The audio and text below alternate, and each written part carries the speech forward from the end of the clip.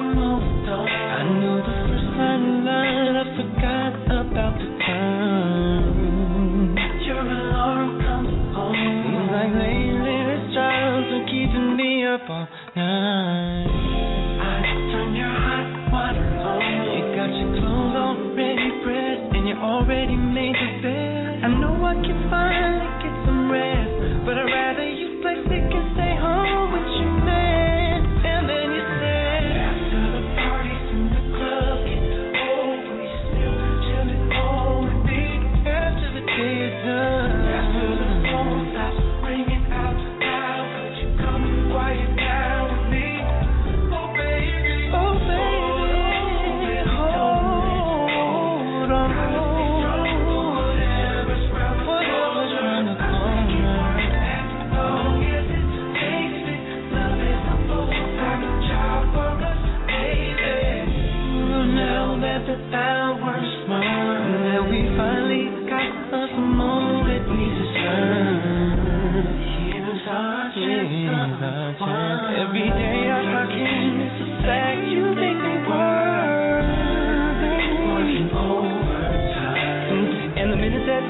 starts ringing, pretty soon there's gonna be people much waiting to come home. But they don't look how much are leaving you home.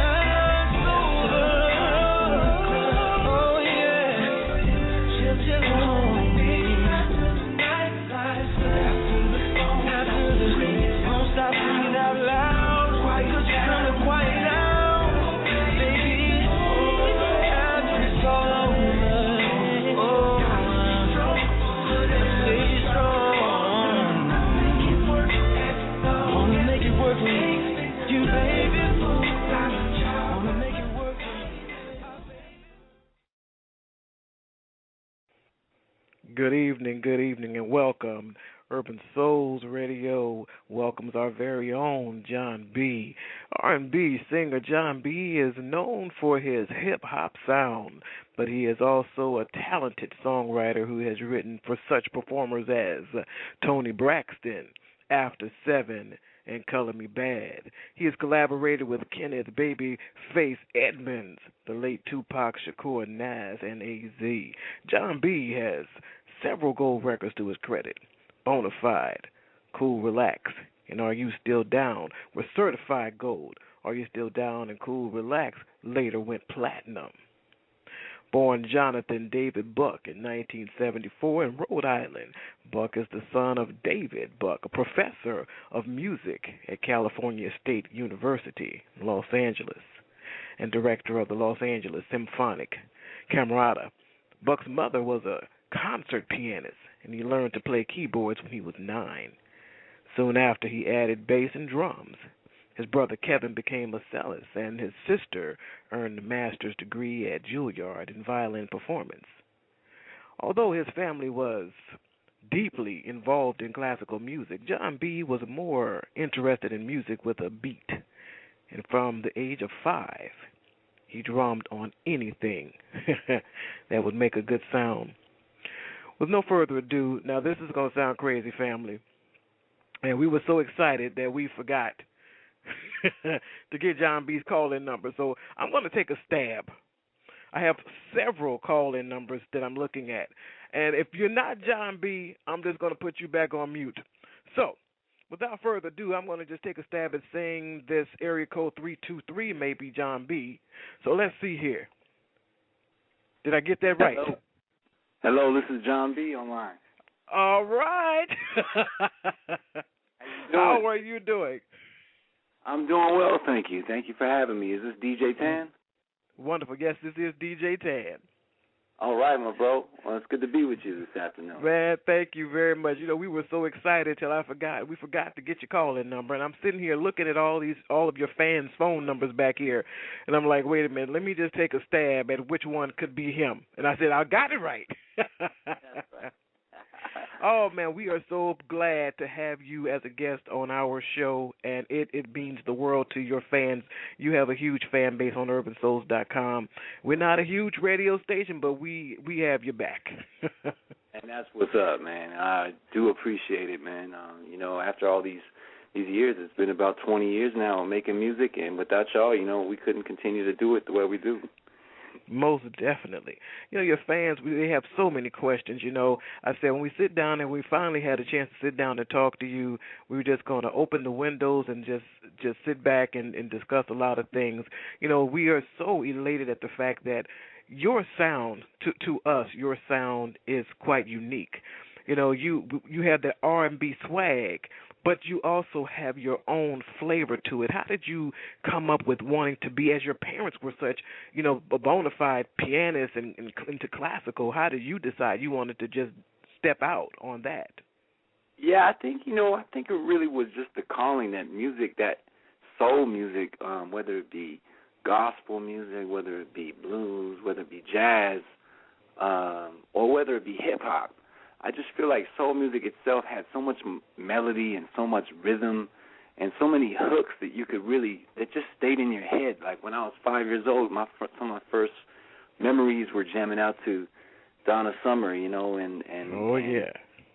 the Bee Gees, and just how those songs, besides the Beatles and everything, Stevie Wonder was playing in my house too, and so if you grew up hearing Stevie, man, I mean, if there's something that it's a real gift that music is such a communication tool, you know what I mean? And at a young age, that soul music just communicated something to me that I just really related to, and I started to try to replicate it right away. I started to try to play those chords and play those drum beats, So wow. So when you started trying to replicate what you heard, was it a shock to your family that you wanted to go in that direction, as seeing that they went the opposite direction? What was so cool about the way they raised me was that they didn't force me to do anything that I didn't want to do. And they only got behind me and encouraged me, even when it was something that they had no real knowledge about.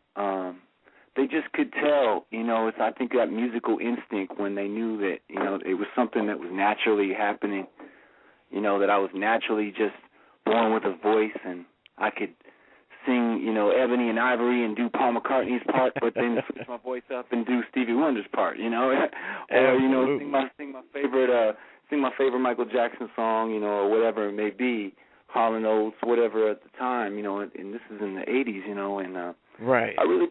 I really just showed promise very, very quickly, and they didn't hesitate. They just got right behind it, and I got my first keyboard at 9 years old, and drum machine later at 12, and started producing music and recording all my friends and all that. And, hey, man, the rest is history.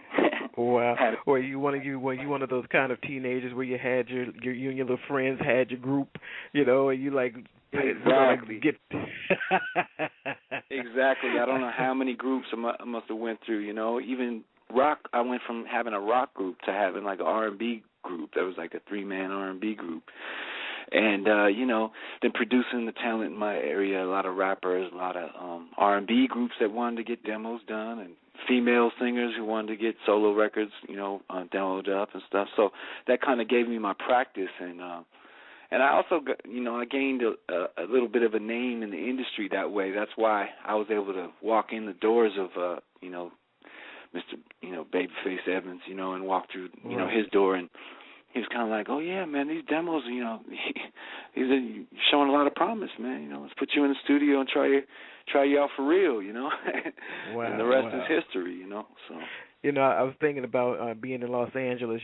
I said everybody wanted to be a rapper or a singer. I can remember myself standing on Crenshaw Boulevard, trying to make my own videos, and it's just amazing to just think about. Yeah, all man, I was in all the talent shows and all that around L.A., and really it wasn't so much that I wanted to be in the talent shows. It was the groups that I was in. It's like right. I wanted my group to be able to perform, and I was always the producer of the music. All my records were written by myself. You know what I mean? Wow. So it was a different kind of thing. To me, it was more like, it wasn't so much about being famous or getting a bunch of money.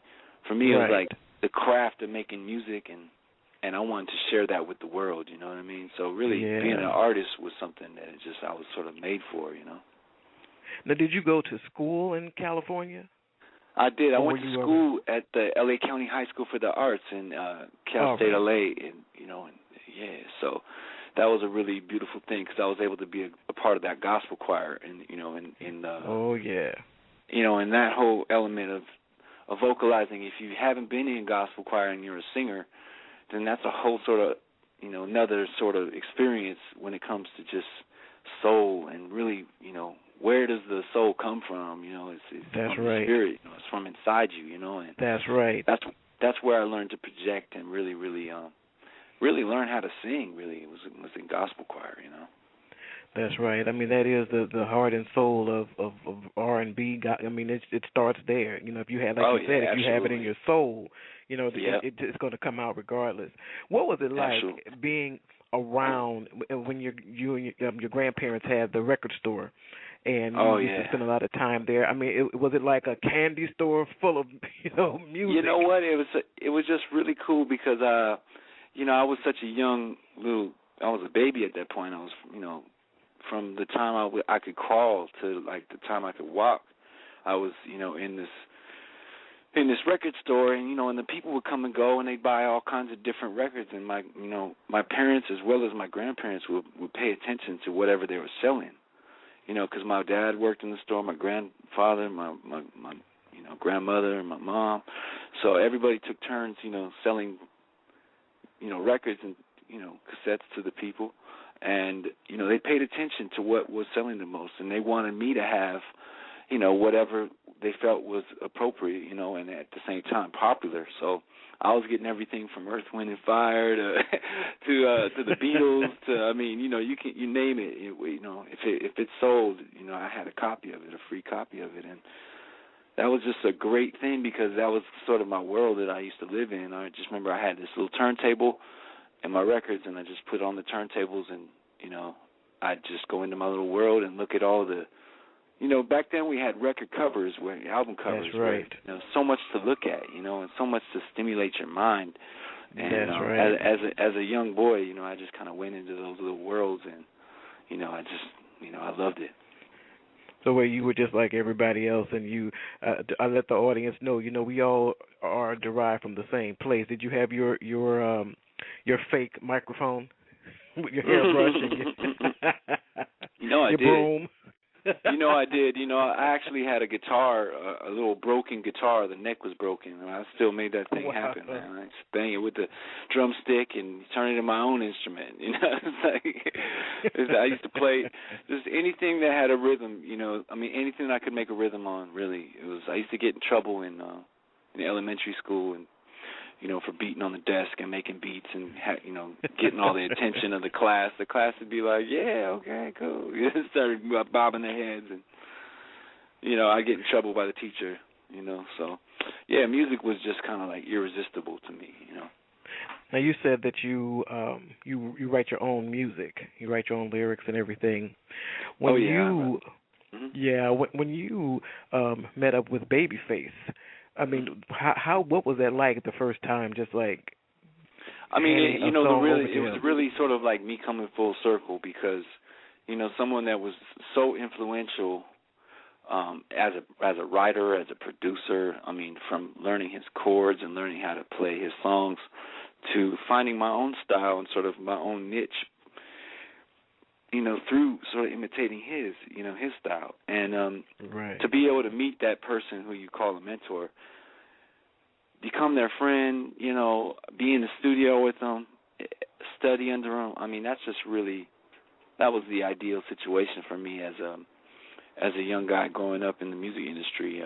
Doesn't get any better than that. And I feel, I always say, sort of seen the mountaintop already, you know what I mean? Right. And as far as musically, I definitely feel like a lot of the greatest things I'll probably ever do, I've already sort of done, and working with Babyface, working with Tupac. Mm-hmm. These are things that are extremely hard to sort of outdo, in the future. Absolutely. You know what I mean? And neither am I trying to outdo. I'm not trying to outdo it. I'm just grateful for the opportunity that these opportunities that I've had to be able to record these songs, Just wonderful. When you were, 18, 19 when Someone to Love came out, right?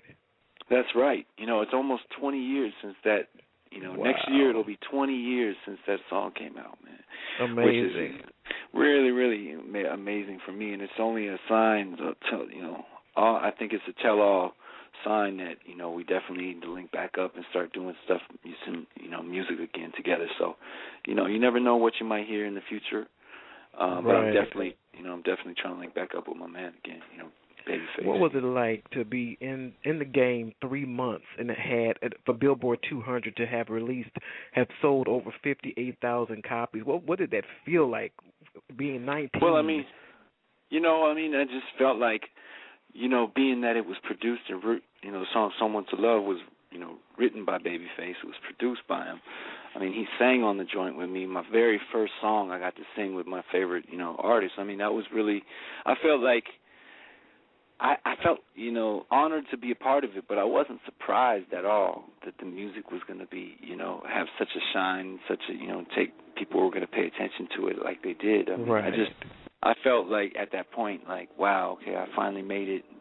Everything that I've been working hard for is being served now to me on sort of like on a silver platter now. It's red carpet. It's red carpet time now. It was Most official. Definitely. We got a Grammy nomination straight out the box with that song. That's right. Oh, it was wonderful to see. It was just wonderful to see. Yeah, I'm going to look on here. I see quite a few callers, and I know your fans would love to speak with you, to ask you a question, or just to say that they love you. And I'm just going to go down the list. We have an area code 818 on the line. We're talking to Jon B. Hello.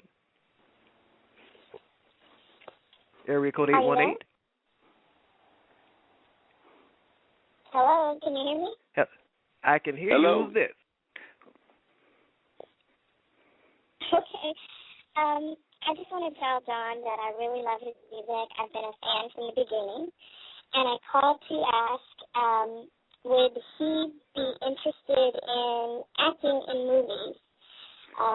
Would he be interested in scoring movies, like the Maestro Classical? And would he consider contributing some of his songs from Comfortable's swag and B-sides for a movie, so that some of those singles don't get lost? I know he's working on his new album and everything, and you can't lose Do You Miss Me? You can't lose all the other songs that are just so incredible, like Part of You. You just can't let only 100,000 people, a few 100,000 people know. You have to let millions of people hear that. And if you do like what MJ did with the long video, like a movie, and put them in a movie, maybe more people can get some shine on those songs and be able to relate to them and hear them and feel them.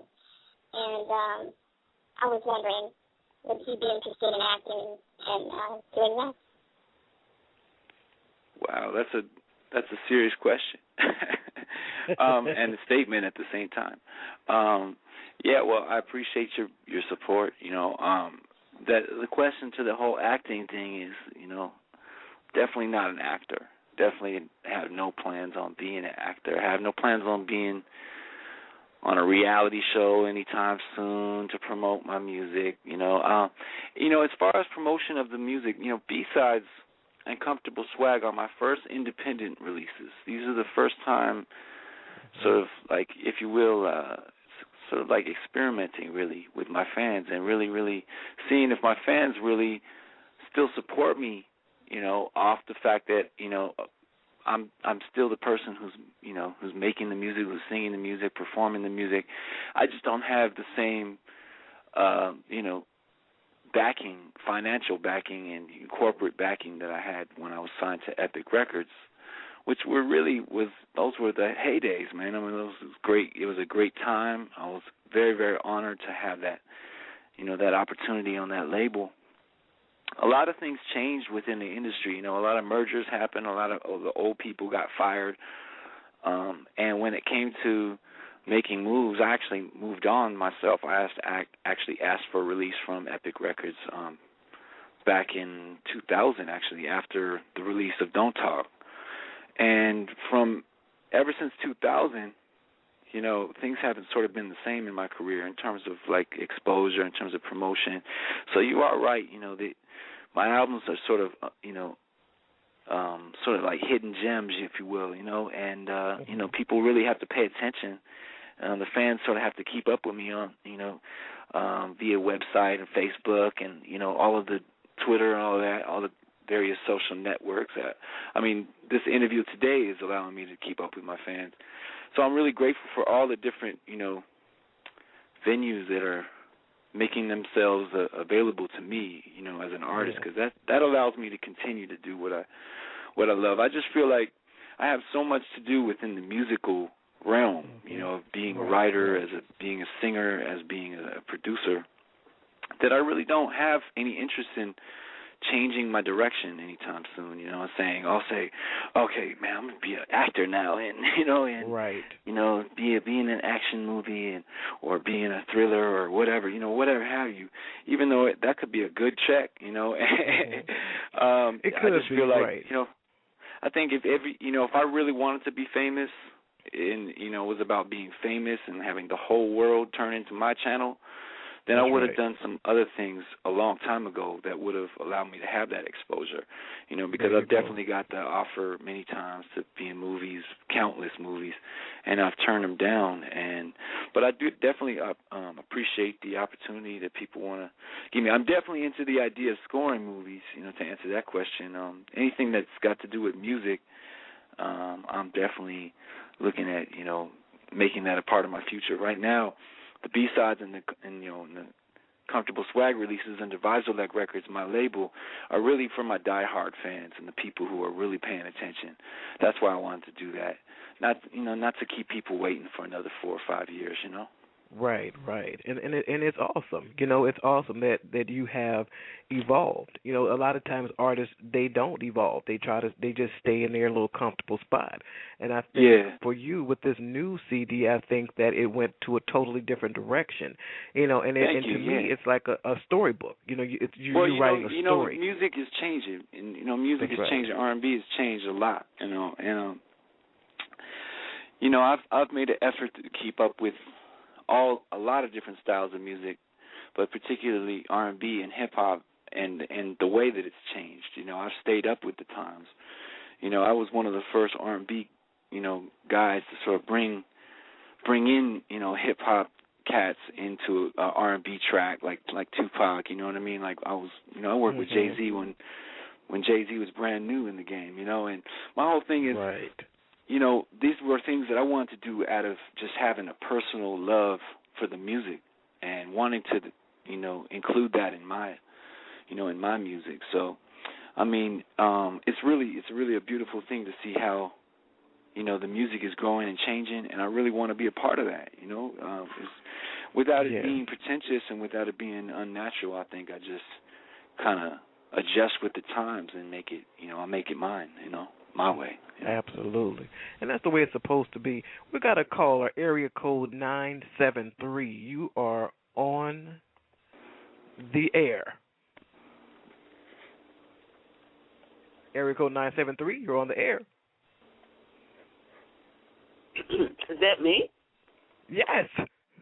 Oh, my God, I didn't know I raised my hand. Hi, John.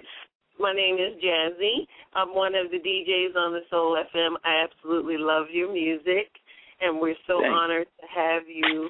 My question was going to be to you, were you interested in scoring movies, but you went ahead and you answered it for me before I got a chance to ask it. But that would be great. What kind of movies would you be interested in scoring? Anything, really. Because, musically, I don't feel limited to any sort of like style or or emotion. It's really, that's the beauty of music, is that you can communicate really any message in a scene. You can make something feel scary, you can make something feel suspenseful, or sad or happy or romantic. There's all these different elements. So yeah. Okay. I want to do it all. All right. Well, just to change directions just a little bit from the movie part of it, you have such a unique sound, and if you were to give some advice to up-and-coming artists, what direction would you steer them in? Well, I would just say, everyone starts with a mentor and someone that they take influence to. The healthiest thing to do as an artist, I believe, is to admit your influences and to be very, very, grateful to your influences, because without your influences, you wouldn't know what you know. You know what I mean? And it's like I just feel like my entire career, all I've done, along with make good music, is give it up to my influences. Give it up to my favorite heroes in R&B and in music in general, and show where the music comes from, show where the influence comes from, because it's very important, man. It's like it's just a matter of like your soul being like, that much more authentic when you do your thing. You know what I mean? Because then it's like, it's not about pride and about standing up on a platform saying, I'm the best at this, and I do it this way because I have a natural talent. This is the way I do it. Nobody does it like me, and blah blah blah.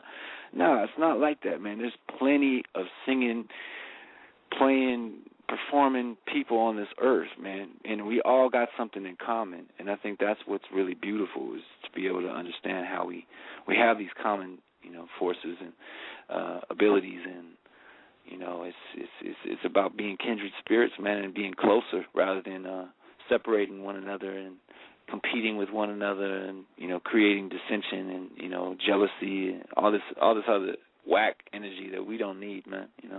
Right. So I encourage people to be positive and just let's keep this R&B music alive, man, because the R&B of the 60s is the R&B of the 60s. The R&B of the 70s is the great R&B of the 70s. R&B of the 80s is great. 90s is great. Now what is 2000 going to be? You know what I mean? Like, what is really exactly. what do we represent right now? And I hope it's love and the same foundation that we started off with, because it's definitely worth carrying on. The tradition. That's right. Well, thank you so much. Thank you so much. I see you being a hero to someone coming up soon, so much success to you. Thank you so much. I appreciate it, and all the best to you as well. Thank you. All right, take care. All right. We have, let's see here, area code 704. You are on the air with Jon B.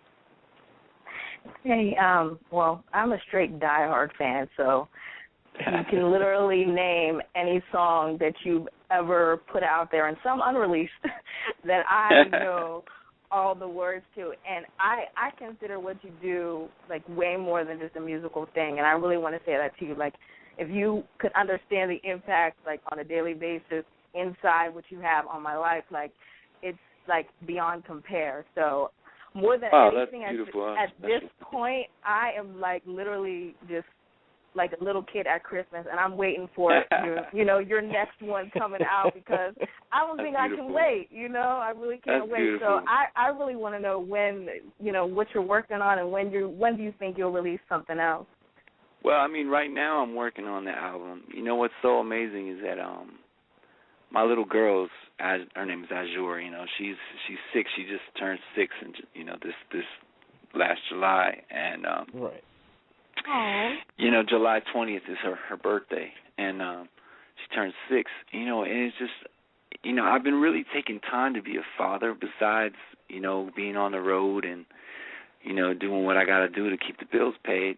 I've been really taking time to just not sort of like, not obsess over making another record, although the songs that are coming out for the new record are some of the best songs I've ever written. I mean, it's crazy right now. Really, what I want to do though is I want to take care of a lot of unfinished business. When it comes to my career, when it comes to dialing in certain things before I put another record out. Because these two records, this was for my diehards. This is for you, and all the people that have been supporting me from the very beginning. To keep you guys, interested. Because it's honestly, it's like if I just sit at home, playing these records on my, on my stereo at home or in my car, and I'm jamming to it, and I'm the only one that gets to hear it. That's sort of selfish in my mind. I mean, I want you guys to be, connected to me in a different sense where you really know what's going on and all the different angles of music that I'm sort of trying to approach, you know, and how I've grown and changed with the times, I think is really important, because that keeps everybody up to date, you know, with who you are. You know, I've changed over the years a lot. I can still do my old songs and do the old, you know, deal, but it's also about sharing new energy. And so, you know, the B-sides, you know, Comfortable Swag, these are all, you know, really incredible records that I feel like, you know, it's going to grow on people, really you know, as people, you know, as people take the time to listen and check them out. I think they'll be delightfully, you know, kind of, you know, it kind of keep you satisfied for the moment until I do come with that next record, because I think what's really important for the next record is to have the right exposure. I definitely want to have, you know, proper distribution for the record so I can be in stores and, you know, and just and have that visibility that I deserve, you know, because it's definitely not a question of talent or being worthy of being, you know, successful again on a major level. I think it's just, you know, it's just a machine. It's just about knowing the business and having an official angle on the business, you know. These artists now that are putting out records have so much leverage and so much corporate backing that they don't even have to try, you know what I mean? It's just like put a record out. I mean, you better make it good if you're going to have that kind of exposure. But my thing is like, it's pretty much automatic for anybody who's signed to the corporates to have that, you know, that visibility and that push, you know. So I'd love to be able to have that on the next release. Wonderful. Thank you so much, Area Code 704, for dialing in and talking to Jon B. It's been a pleasure. Absolutely. Okay, we have Now, Area Code 917. I'm just giving it up to your fans because you know what? Without them, what we say on our website logo is "Without you, there is no us." So That's why I'm giving it mad props to the callers because it's all about them, and without them, there is no us. So I'm gonna keep it going. Let's see here. Area Code 917. Did I say 917? Yeah, she's been online 26 minutes. Area Code 917. You are on the air. Hello? Hello. Okay, I'm on. I'm sorry, I can't tell if I'm on or not. Yeah, you're on. You are on the air. Okay, hey, how y'all doing? How you doing? I'm making it. Well, I heard you say that you're not trying to put out a full album right now. And I myself, I'm an independent artist, so I was just wondering, are you looking to work with any other independent artists or, you know, maybe like for like single contracts or things of that nature? You know, right now I just have so much to do on my own plate right now that I can't prioritize for anybody else right now. It's just really, that's not realistic for me right now, you know. I mean, cats who have, you know, they got a meal tucked in the bank, you know what I mean, after they come home, you know, from doing shows, they don't have to worry about, you know, being on the road, and, you know, they can sink their money into other artists and be able to, you know, take a chance on people and all of that, you know, that's that corporate money.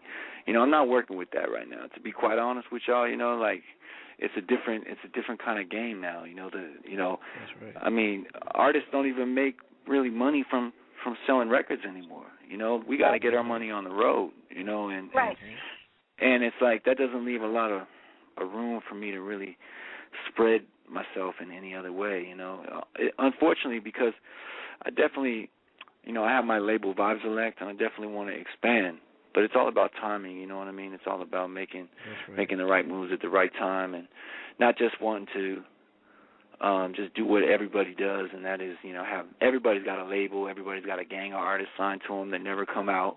You know, I don't want to be like that. You know, I don't want to have a bunch of people that I'm trying to sell a dream to. I think it's just about a matter of really doing things and due diligence, man, you know, and when it's time, you know, it'll definitely happen. So, you know, persevere. You know what I mean? If you really want it, it's something that's ongoing that, you know, just because one door closes, that doesn't mean another's not going to open, you know what I mean? Absolutely not. Myself, I'm a businesswoman, so like music is my hobby. So like I understand like a lot of things on your plate, so I kind of like do that on the side.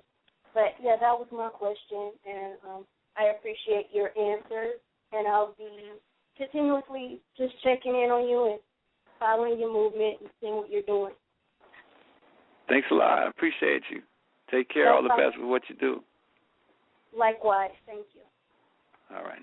All right. You are listening to Urban Souls Radio. We are talking to a very own legendary Jon B, someone has been on hold for 17 minutes. I want to get them. We have area code 559. You are on the air with Jon B. Hello. Hello. Hello. Who am I speaking with?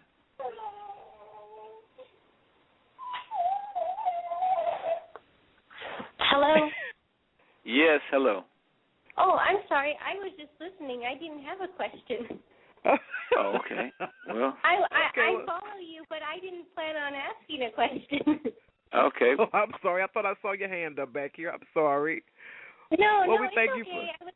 I was enjoying everyone's questions and getting to know what you're up to, and I follow you and just excited for your new albums and appreciate your music. Thank you so much. Wonderful.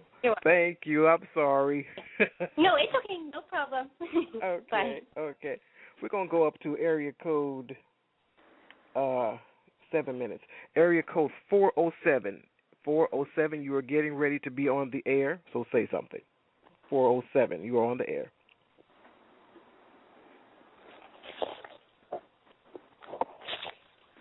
Okay. Hello. Hello.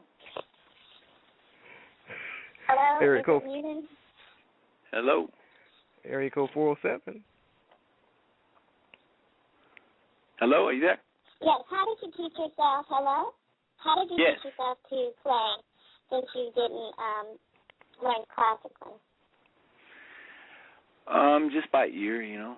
It's really just sitting at the piano and really just, you know, trying out different chords and different notes, and you know, as a young boy, you know. Is your daughter learning that way? Say what now? What'd you say? Is your daughter learning that way? Is my daughter learning that way? Actually, no. My mom's a piano teacher, and she's actually giving her proper lessons. So yeah, she's good at. Hopefully, she'll stay with it, and she'll learn the proper way. But other than that, I think she's got also a really like a lot of the natural sort of genes from me, so she's kind of got a natural ear already. You can hear her playing. I hear her playing the piano, and I hear her sounding out the notes, and she's got a pretty good ear, so that's good. Thank you. Both ways. Okay. All right. So let me just get back to the. I thought I spoke with her already. I don't want to keep putting the same people online. I'm trying to go all the way down the list so that people can't send me emails saying, "Hey, put me on." I'm not happy. That is going to happen. I was looking at. I was thinking about when you did your first CD and how important. I was thinking about that one versus the last one. And how you have changed in so many ways. Do you count that as being just growing up or just moving a different direction in life? What do you? Because you see some artists who they're pretty much songs or say the same thing. Yeah. You know, how did you evolve that way? Well, I think it's about the happiness in your life. It's about the pain in your life. It's about the knowledge that you gain in life, and being able to share that with the world in terms of things are changing all around us, every day. The style that we dress, the way we sound, the way that we eat. I mean, it's different kinds of things happening, man, and as we get older, hopefully we get better, with time, and I just feel like I have a lot more to share than just singing ballads all the time, like this B-Sides is full of a lot of hybrid sort of hip-hop R&B, but at the same time you have that classic sort of vintage sound as well. And it's just I think I've always sort of kept my albums, I'm on this is my 8th album, man. So, this is really a lot of records for people to understand what makes a Jon B record, you know, is really not just one style. It's many, many styles, you know. And you know, your true fans will see that there's a story being told down the line, and it amazes me because every time you put out a record, you know, you can see that the story that you're adding something to your life story. And I think to be a successful artist, I believe that's what needs to happen, because see, at 19 you're not going to talk about the things at 30 that you talk about. Yeah, you know what you're I mean. Still You're stuck growing, on and hopefully 19, you get right. Yeah, hopefully right. you have more to talk about. You feel right. You could feel a little more comfortable with yourself. I know when I made my record at 19, Bonafide, you know, my first album in 1995, I was a young man, you know, and I didn't have a lot of experience yet, you know, and as I, you know, gained experience, went through, got my heart broken, you know, had a couple bad business deals that went wrong, you know. I spent plenty of time on the road and knew what it was like to be alone. I mean, that added a lot to my character, you know, and I think you can hear it in my songs and my songwriting, how I've changed over the years. That's and right. I think it, you know, but I never lost my love, man. You know, I still try to make, you know, my songs very, very love oriented, you know, and love as being sort of like what pulls you in, because I think that's really missing in our music is the intimacy, you know, that I'm trying to bring. I feel like I've had the listener's ear for 20 years now, so we have a relationship now. I feel like you trust me, you know, y'all trust me, so it's like now I can really tell you how I really feel at, you know, 38, you know, even though I started when I was 18, you know what I mean? Right. I'm 38 now. I'm gonna give you what my perspective is, you know. That's right. We have a 504 area code on the line. You are on the air. Hello. 504. Hello. Hey, my name is DJ Diamond B, and I am I'm a DJ with Urban Souls Radio and the Soul FM, and I play the Our Request line on Tuesdays. So I just had a question. I wanted to know, knowing what you know now, and you had to take it back, like to the past, would you change anything in terms of your life, or everything that happened in your life? Would you still just leave it like it is? Well, that, I mean, is a very, very broad question. You have to be a little more specific. Are you speaking personally? Are you speaking musically? Are you speaking like how? What do you mean? I'm speaking musically. Would you change anything about your music? Not a thing. You know, I mean, probably would have not hired certain managers. You know, people that I've worked with business wise. Probably wouldn't have signed certain entities, you know, in the past, with respect, with all due respect, and you know, and love for the people that have shown interest in my career and that have done business with me. But in my opinion, you know, there's certain things that, if I could change them, you know, go back and erase those negatives, you know, I definitely would. And I think anybody who doesn't have any regrets in their career and just has smooth writings from the very beginning to to where they are right now, you are very fortunate, and that is very unrealistic. Yeah, I mean, because that's just it's part of the industry. It really is. It's like, you know, ups and downs, and you know, the real fans are the ones who rock with you through it all. So. You know. And also, my last question would be, are you touring right now? And if so, are you going to come to New Orleans? Oh, wow. Big up New Orleans, man. Everybody down there. Big N-O. Yeah, I don't have any plans to come to New Orleans at this moment. I am on tour right now. It's spot dates right now, but right now you can find me and Joe doing a lot of concerts together. We're doing a show next weekend out here in California, and that's going to be really cool. Carl Thomas, myself, and Joe. And it's always nice to be in the company of other great artists. And I've been on the road with just about everybody in the R&B game, man, as far as classic R&B, 90s R&B especially, you know. A lot of the new cats, you know, in R&B, a lot of the the younger guys. I really don't do a lot of shows with those guys, but right. you know, you may well, see I just me, wish you good you luck. know. And Thank you hope so much. to see you in the New Orleans circuit so that I can come backstage. Without a doubt. I appreciate your love, man. Thank you so much. Thank you. Big shout to the NO. Thank you. All right. All right. You know, we have pretty much 9 minutes left, you know, and we downloaded the music to play, but I knew this is how it works. When you are comfortable with talking to people, you pretty much talk the entire time.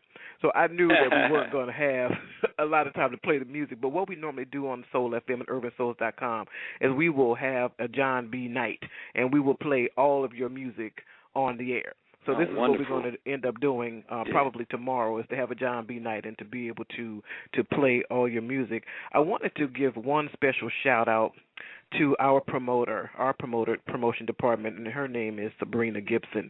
And I wanted you to just say something to her because she works awfully hard to try. She worked hard to get you, and I just wanted you to say something to her. Well, absolutely. Thank you, Sabrina. Appreciate you.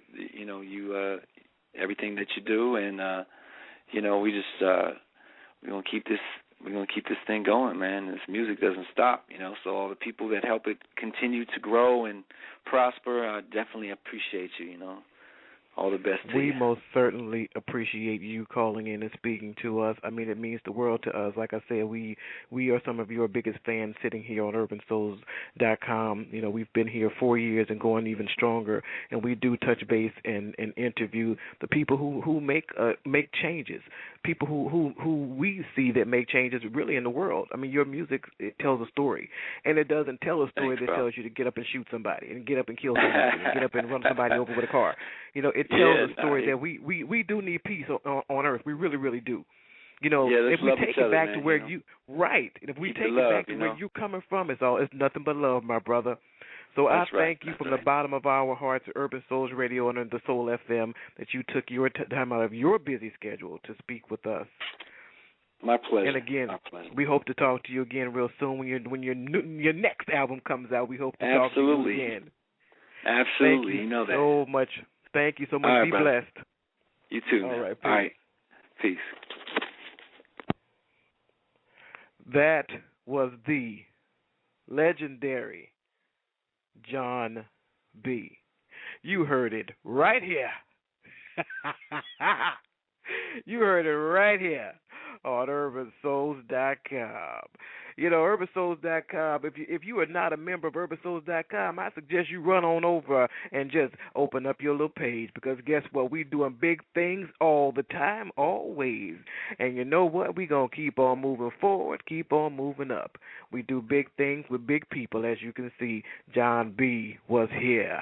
Right here on the Soul FM, UrbanSouls.com. Again, we'd like to thank each and every one of you, all of his guests who are listening, all of the fans in the chat room. You guys are awesome. You guys are a wonderful bunch of people. I want to give a big shout out to Delicious Talk. She stopped in the building. What's up, Delicious?